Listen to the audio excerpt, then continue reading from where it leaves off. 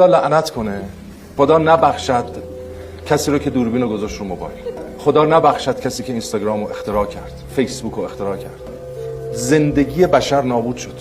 زندگی فقط تو گوشیه.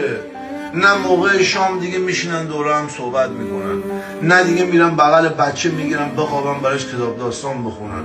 بچه تو گوشی، پدر تو گوشی، اون تو گوشی. با فضای مجازی، با تکنولوژی، زندگی بشر از بین رفت. ما الان حالیمون نیست، بدنمون داغه. این حجم توهین، این حجم تحقیر، این حجم فحش، این حجم عصبانیت و این حجم خشم درونی نبود.